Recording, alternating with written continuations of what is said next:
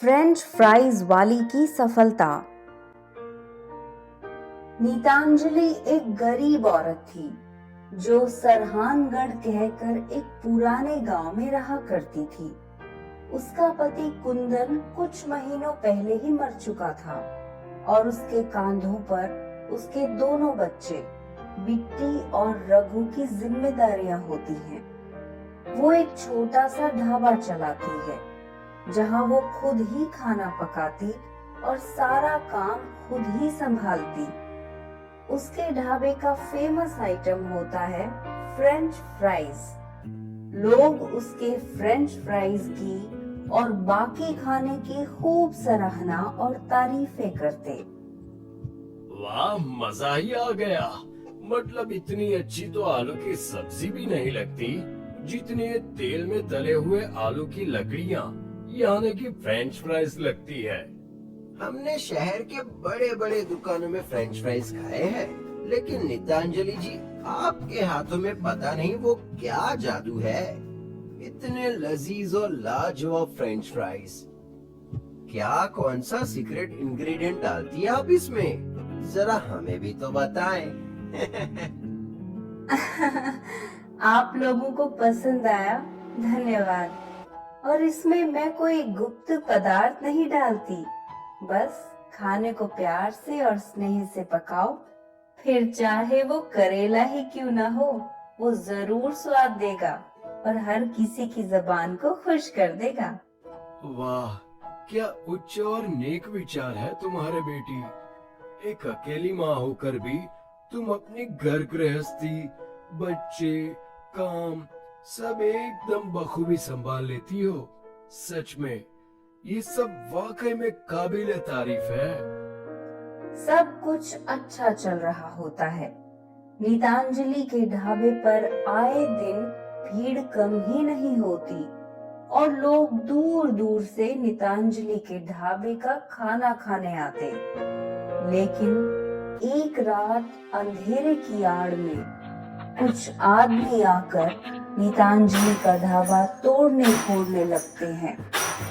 उस मूर्ख कुंदन ने हमसे इतने सारे पैसे लिए थे और कभी भी नहीं चुकाए, और उसकी बीवी नीतांजलि, वो भी अब पैसे देने से इनकार कर रही है।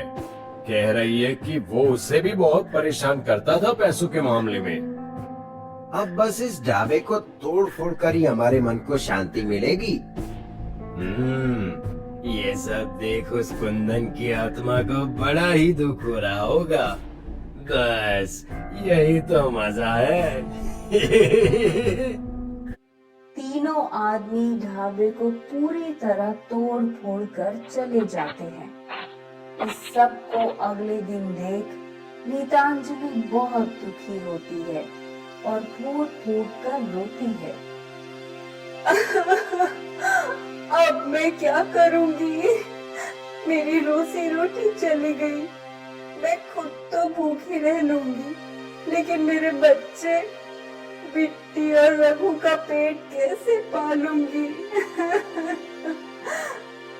जरूर उन दरिंदों ने ही ये काम किया होगा। बिट्टी और रघु के पापा तो चले गए, जीते जी तो शराब पी पी कर हमारा जीना दुश्वार कर ही रखा था, लेकिन अब मरने के बाद भी उनके कारण हम चैन से जी नहीं पा रहे हैं। नीतांजलि अपने आप को संभालती है और फिर अगले दिन वो यहाँ से वहाँ नौकरी की तलाश में भटकती फिरती है। वो घरों घरों में जाकर घर का काम करने के लिए नौकरी ढूंढती है, लेकिन कोई उसे नौकरानी के तौर पर भी नहीं रखता।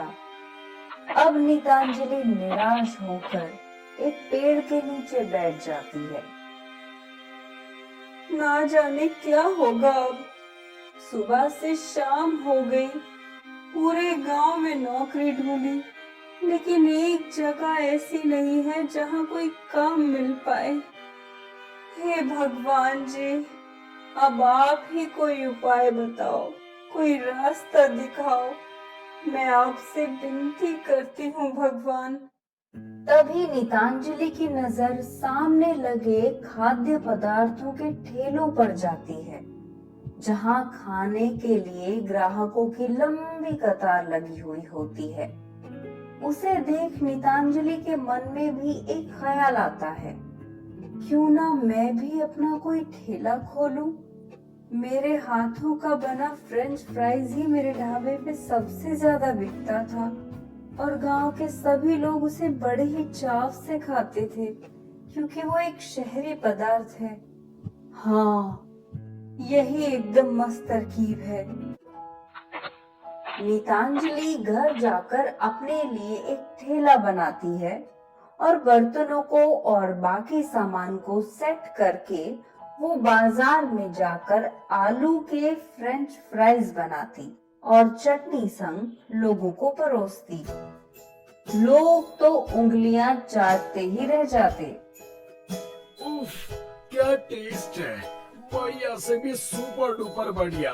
आहा, मुझे और 2 प्लेट फ्रेंच फ्राइज दे दो और हरी और लाल चटनी दोनों भी देना इस बार। जी, अभी देती हूँ। और इस प्रकार एक गरीब फ्रेंच फ्राइज वाली की सफलता होती है और नीतांजलि पैसों को जुटाकर एक बड़ा घर लेती है और फिर आगे चलकर अपना खुद का एक रेस्टोरेंट खोलती है और खूब तरक्की पाती है।